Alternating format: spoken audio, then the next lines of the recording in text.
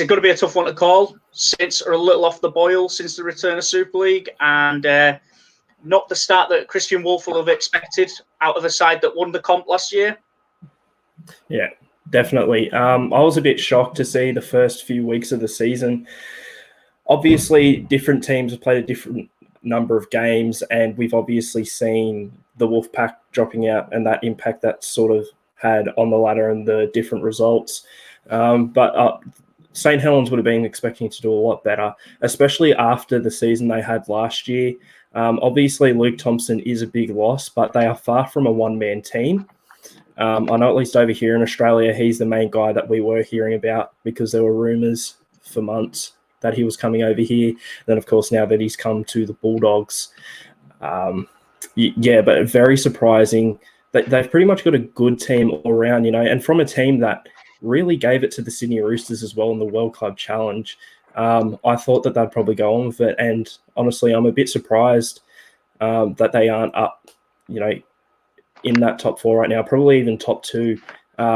However, I do think that they will probably come good as the season goes on. Yeah, and it's all a learning curve.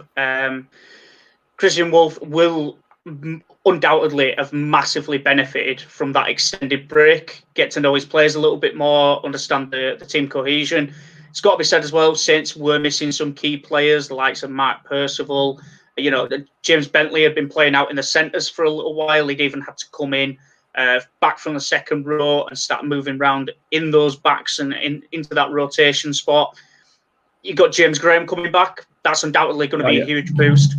Jammer brings passion wherever he goes. He brings it in buckets.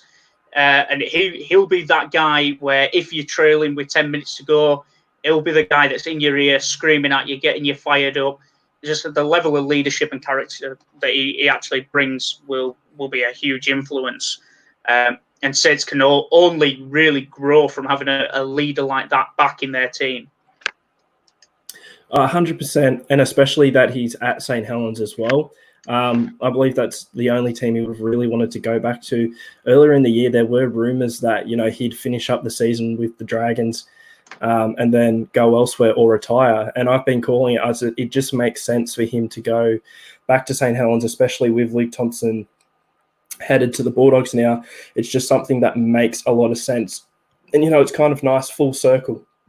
Thompson's really been called the next James Graham, leaving St Helens and, literally following in Graham's footsteps to go to the Bulldogs. Now James Graham back at St Helens. It'll be great. I think it'll be great for James Graham to really be back in a side that he's passionate about, that he really wants to play for. He was still giving his all at the Dragons. However, it was a bit, I think he wanted to stay at the Bulldogs, right? And now he gets to go back to his first club. And he is just a guy that feeds off of that passion. He'll be feeding off the passion wearing that St Helens jersey. Mate, I'm keen to watch him get back out there and play. Keen to see the impact he has on the side. Whether or not it will be, okay, you slip straight into Thompson's old role, which I think he could do. Obviously, there's a huge age gap there, but I think James Graham is still a very talented player despite his age, and I am really looking forward to him seeing him back in a Saints jersey. Yeah, and we'll get on to Catalans, and they're looking good. They were travelling okay pre-lockdown. Wins against Salford, a narrow win against Hull FC, a win against Castleford as well. So it's it's going to be interesting to see how they go, especially with the fact that they'll be travelling across. Worth noting as well that they are playing at St Helens. Their last win against St Helens at home coming April 14th, 2016. So this is not a ground that they do well on. I mean, in the last 5 meetings, you got it going across the bottom there. Saints winning 4 of the last 5, and even so, they're not pretty results in Catalan's favour. So it's going to be interesting to see how that goes on. Of course, the introduction of 6 again. You've seen what that's done to some bigger sides. It's got to be said, Saints have some of the bigger and more physical players, especially in that forward pack. So it's going to be interesting to see how they get on, because there's quite a few aging players in there. You've got, I imagine, probably Kyle Amor might take over as a starting prop from Thompson, and Graham Hughes as an impact player. Even so, Amor's no spring chicken. He's still got a few years left in mind, but got Walmsley as well, another big physical body in there. So if Catalans can get them on the ropes early, Saints might struggle here against a side that is, you look at Catalans and they're the form team going into this, one loss in their last four. But, yeah. 100%. The thing that sort of worries me a bit about the Catalans, though, is that break. And I guess sort of that added impact of, COVID and coming from France and, the stuff that they'll have to go through as well. I believe at one point when they announced that the Premier League was back on, one of, if not the main reason that the Super League wasn't announced as well, and they still had to work stuff out, is because the French government were really sort of strict on teams like the Catalans participating in the competition. So maybe that's knocked them around a bit. I'm not too sure. But they have had a great start to the season. They've looked great, of course. They've recruited very well. Obviously, the two players who come to mind, James Maloney, Israel Folau.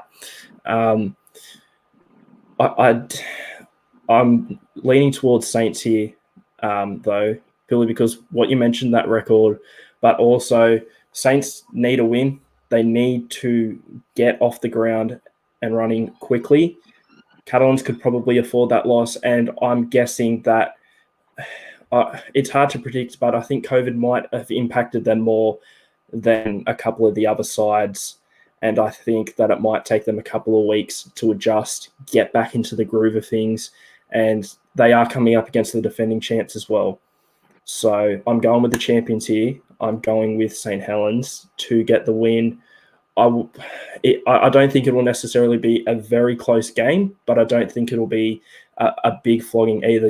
I think St Helens will probably be the team in control for most of the game.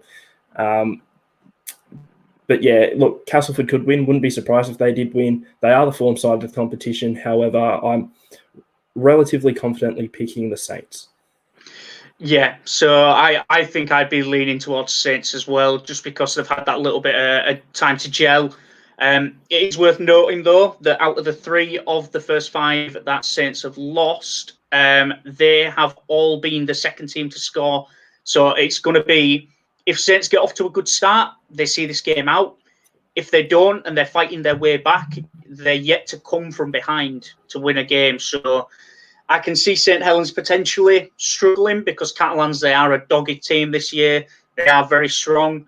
But based on that away travel, the fact that they've, it's going to be tough for them getting across. They've got all these extra checks as well now when they're getting through, that added stress, that added tension. I can see potentially knocking Catalans for 6 there. So, yeah, I'm going to lean towards Saints. I'm going to say that they're probably going to turn their season around at this point after what has got to be said from the reigning champions, a pretty disappointing start. But with bringing back players like Lachlan Coote, Mark Percival, if he's running fit as well, then I can see Saints winning this. But yeah, it's going to be a slim margin for me. 100%. And this is, for me, sort of must win for St Helens as well. They need to get firing now. Yeah.